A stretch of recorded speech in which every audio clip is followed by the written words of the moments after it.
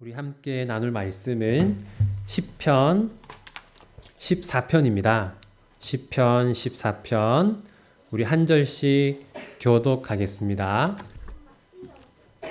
시편 14편 1절부터 7절까지 우리 한 절씩 교독하겠습니다. 어리석은 자는 그의 마음에 이르기를 하나님이 없다 하는도다. 그들은 부패하고 그 행실이 가증하니 선을 행하는 자가 없도다. 여호와께서 하늘에서 인생을 보호하셨도다. 지각이 있어 하나님을 찾는 자가 아닌가 고려하시니 다 치우쳐 함께 더러운 자가 되고 선을 행하는 자가 없으니 하나도 없도다. 죄악을 행하는 자들은 나와주지 않아. 그들이 그도 부르시기에 내 손을 넘으면서 여호와를 부르지 아니하고 그러나 거기서 그들은 두려워하고 두려워하였으니 하나님이 의인의 세대에 계심이로다. 너희가 바라는 자의 계획을 그르게 하나 오직 여호와의 눈에 피하는 자가 되시 함께 읽겠습니다. 이스라엘의 구원이 시온에서 나오기를 원하도다. 여호와께서 그의 백성을 포로된 곳에서 돌이키실 때에 야곱이 즐거워하고 이스라엘이 기뻐하리로다. 아멘. 여러분 혹시 리처드 도킨스라고 하는 이름을 들어보신 적이 있습니까? 이 사람은 옥스퍼드 대학의 교수였고요. 지금은 명예교수로 있습니다. 많은 사람들이 말하기를 이 사람은 현존하는 최고의 지성인이다, 석학이다 그렇게 말하고요. 또 이탈리아 대통령이 이 사람에게 훈장을 내릴 만큼 전 세계적으로 인정받는 그런 지식인입니다. 이분의 대표적인 책은 만들어진 신이라는 책인데요. 이 책에는 이런 내용이 있습니다.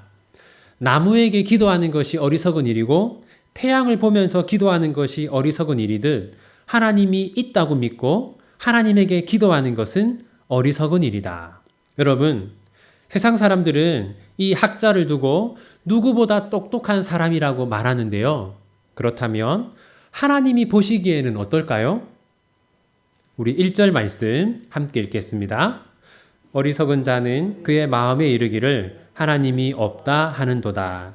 그들은 부패하고 그 행실이 가증하니 선을 행하는 자가 없도다. 여러분, 많은 사람들이 이 학자를 두고 이 시대 최고의 지성인이다 라고 말하는데, 그런데 하나님은 이 사람이 어떤 사람이라고 말합니까?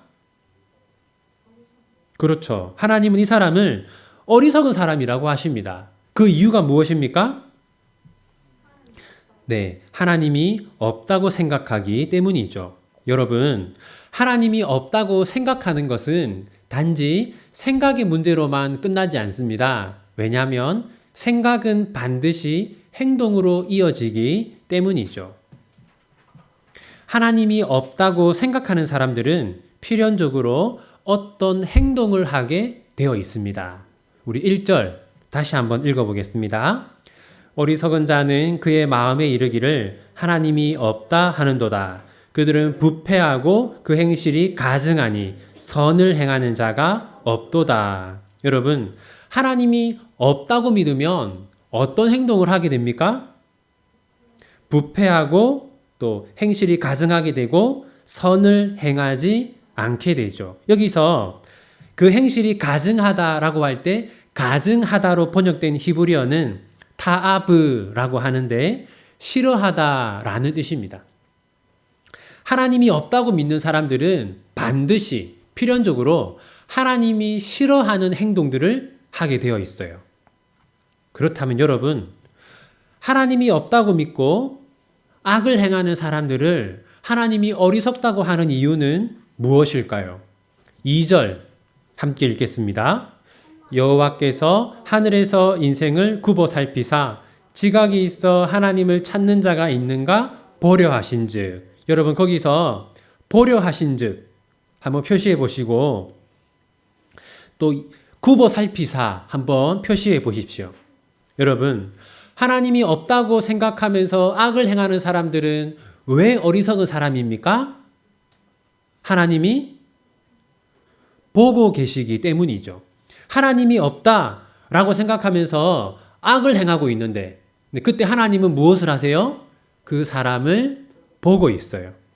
예를 들어 봅시다. 여러분, 경찰이 숨어서 보고 있는데 아무도 나를 보지 않는다라고 생각하고 범죄를 저지르는 사람이 있다면 그 사람은 정말로 어리석은 사람이죠. 마찬가지로 하나님이 다 보고 있는데 하나님이 없다고 생각하면서 악을 행하는 사람들, 죄를 짓는 사람들은 어리석은 사람이에요. 그러면 여러분, 하나님이 세상을 보시는 이유는 무엇일까요? 하나님은 죄인들을 심판하기 위해서 보시는데 그것 때문에만 보시는 게 아니라 또 다른 이유가 있습니다. 우리 2절 한 번 더 읽어봅시다. 여호와께서 하늘에서 인생을 굽어 살피사 지각이 있어 하나님을 찾는 자가 있는가 보려 하신즉.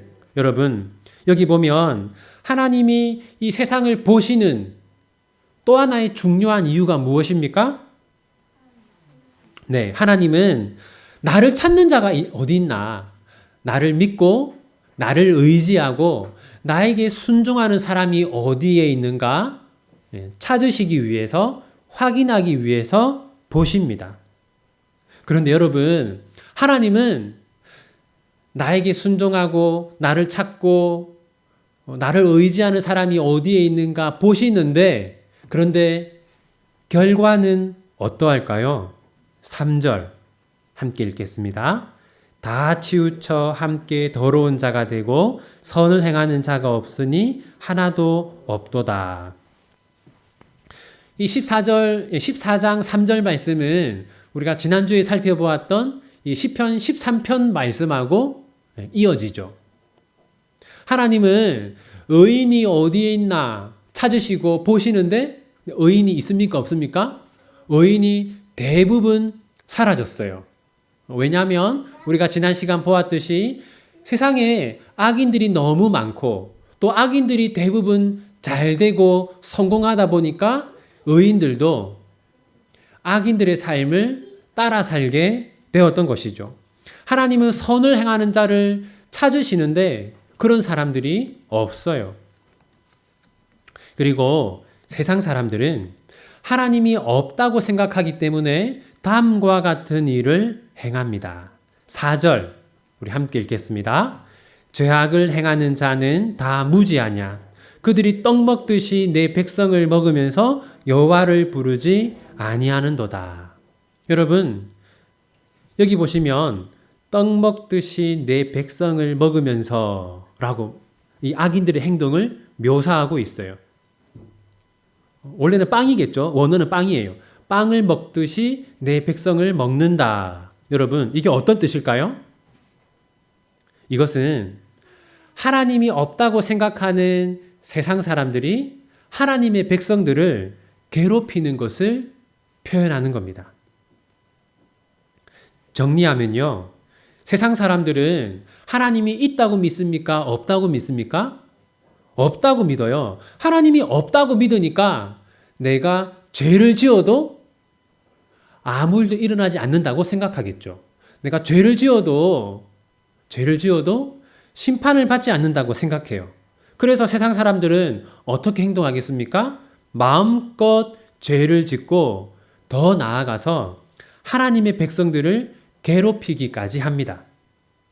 하지만 여러분, 실제로는 어떻습니까? 정말 하나님이 계시지 않습니까? 5절 함께 읽겠습니다. 그러나 거기서 그들은 두려워하고 두려워하였으니 하나님이 의인의 세대에 계심이로다.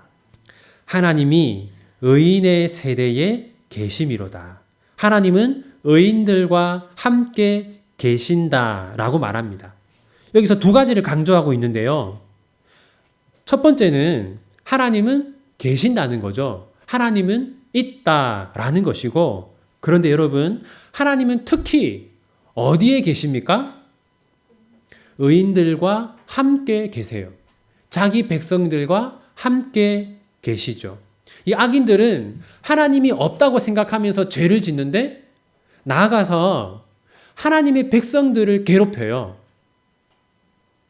여러분, 오늘도 여러분 직장에서, 여러분 삶의 현장 속에서 이 하나님이 없다고 생각하는 불신자들, 악한 사람들에게 많은 어려움들을 당하지 않았습니까? 그런데 여러분, 세상 사람들의 생각과 달리 하나님은 계시고 특히 하나님은 자기 백성들과 함께 계십니다. 그래서 악인들은 어떤 일을 당하게 될까요? 14장 5절 우리 한 번 더 읽어보겠습니다. 그러나 거기서 그들은 두려워하고 두려워하였으니 하나님이 의인의 세대에 계심이로다. 악인들은 어떤 일을 당하게 됩니까? 두려워하고 두려워한다. 강조하고 있죠. 커다란 두려움을 말하는 겁니다.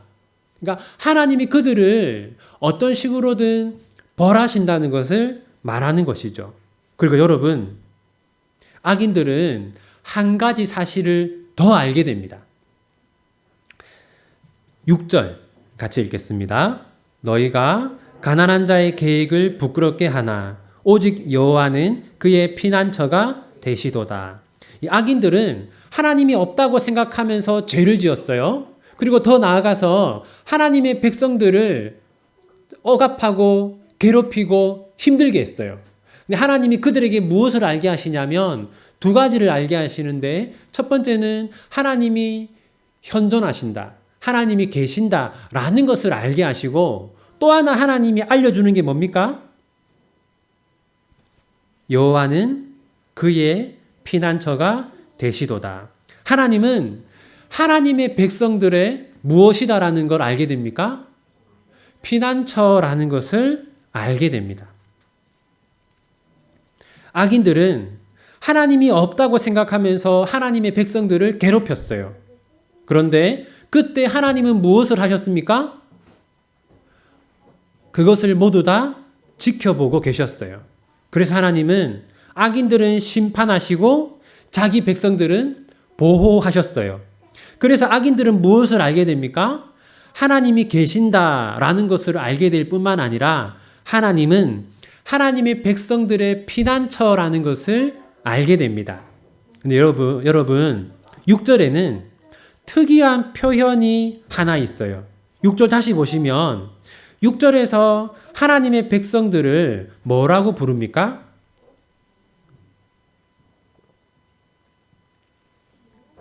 가난한 자라고 부르죠. 여기서 가난한 자라는 것은 우리가 일반적으로 말하는 그 가난한 자가 아니라 하나님의 백성들을 말하는 겁니다. 그런데 왜 하나님의 백성들을 가난한 자라고 말할까요? 여러분, 이 세상은 죄로 가득합니다. 왜 그렇습니까? 세상 사람들은 하나님이 없다고 믿기 때문에 죄를 짓는데 거리낌이 없어요. 세상에는 죄가 가득하고 수많은 불신자들이 악을 행하면서 살아가니까 당연히 우리 하나님의 백성들은 매일매일 어떤 일을 겪습니까? 고난을 당하게 되죠. 그래서 고난을 겪는 하나님의 백성들을 가난한 자라고 말하는 겁니다. 그런데 여러분, 실제로 하나님의 백성들은 가난한 자가 아닙니다. 왜냐하면 하나님이 자기 백성들과 함께 하시고 자기 백성들을 도와주시기 때문이죠. 하나님이 우리의 피난처이기 때문에 우리는 가난한 자가 아닌 겁니다.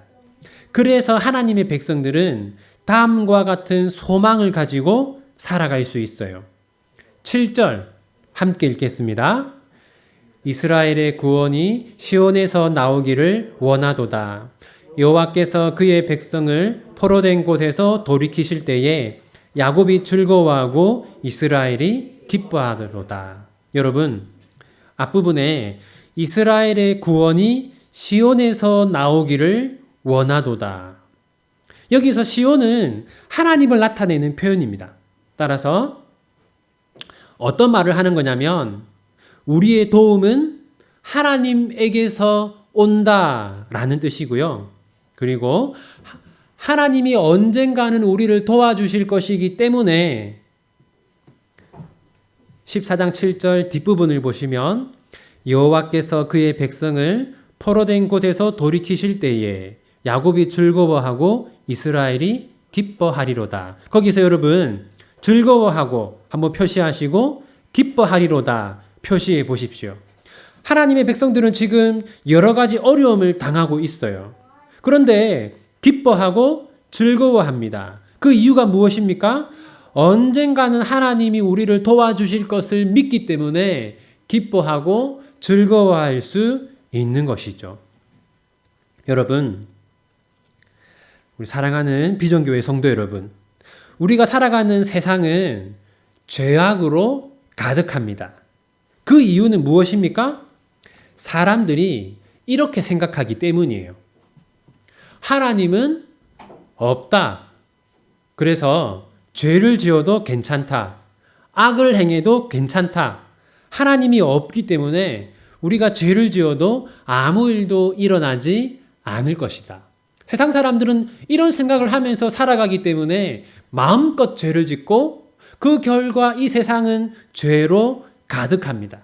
하지만 여러분, 사실은 어떠합니까? 사실은 하나님은 계십니다. 특히 하나님은 누구와 함께 계십니까? 우리와 함께 계십니다. 하나님의 백성들과 함께 계세요. 그래서 여러분, 결국에는 어떤 일이 일어납니까? 심판을 당하지 않을 것이라고 믿었던 악인들은 하나님의 심판을 당하게 돼요. 그리고 악인들에게 여러 가지 어려움을 당하던 우리들은 하나님의 도움을 받게 되죠. 그런데 여러분, 아직은 그 일이 일어나지 않았을 수도 있습니다. 여러분들이 여러 가지 어려움을 겪고 있는데 아직은 하나님의 도움의 손길이 여러분에게 닿지 않았을 수 있어요. 하지만 우리는 언젠가는 그 일이 일어날 것을 믿습니다. 우리 사랑하는 성도 여러분, 세상 사람들이 보기에 우리는 가난한 사람이에요. 하지만 사실 우리는 부유한 사람입니다. 왜냐하면 하나님이 우리의 피난처이시기 때문이죠. 하나님이 우리와 함께 하시고 하나님이 우리를 도와주시고 하나님이 우리 삶을 책임져 주시기 때문입니다.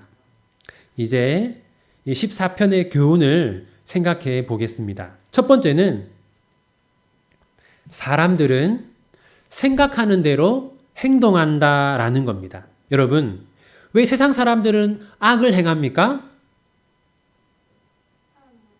네, 하나님이 없다고 생각하기 때문이죠. 이처럼 생각과 행동은 연결되어 있어요. 그것은 우리도 마찬가지입니다. 여러분, 우리는 왜 하나님의 백성답게 거룩하게 살지 않고 세상 사람들과 별반 다를 바 없이 살아갈까요?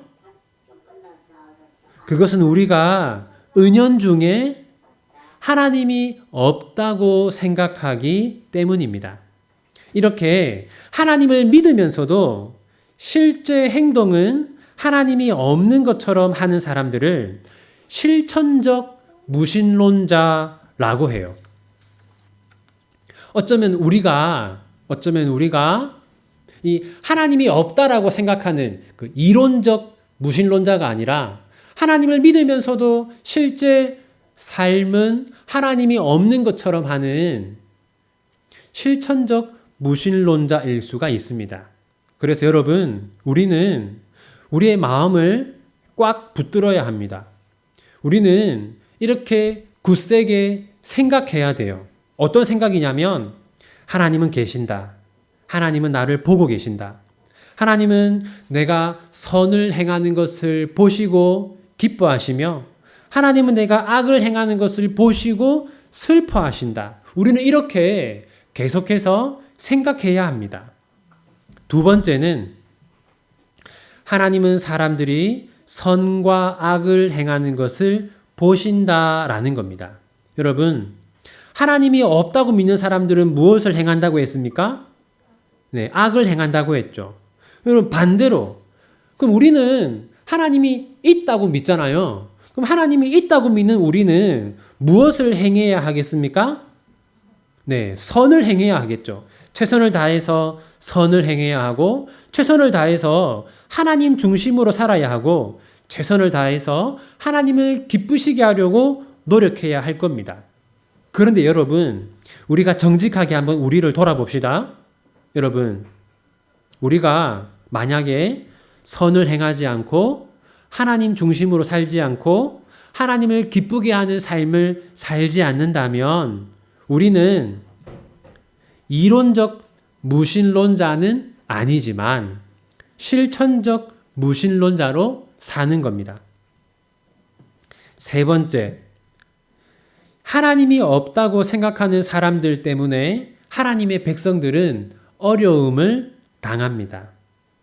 여러분, 이 세상 사람들은 악을 행하는데 거리낌이 없어요. 왜냐하면 하나님이 없다고 생각하기 때문이죠. 그래서 세상에는 불법이 가득합니다. 사기, 살인, 강도 등등의 온갖 사건들이 가득해요. 따라서 하나님의 백성인 우리들은 이 세상에서 어떤 일을 겪습니까? 여러 가지 어려움들을 겪게 되죠.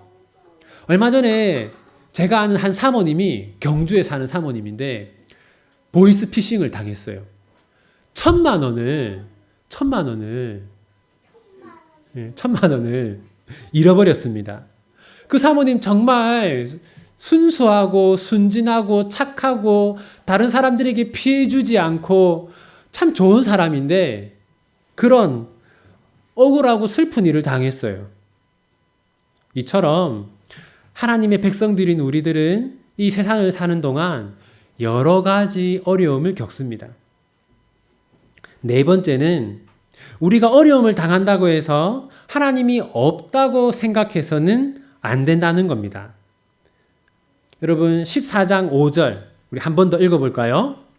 그러나 거기서 그들은 두려워하고 두려워하였으니 하나님이 의인의 세대에 계심이로다. 우리가 힘들고 어려운 일을 당하면 이런 생각을 하기 쉽습니다. 하나님이 계시기는 계신데 내 곁에 계시지는 않는다. 하나님이 계시기는 계신데 나와 함께 하시지는 않는다.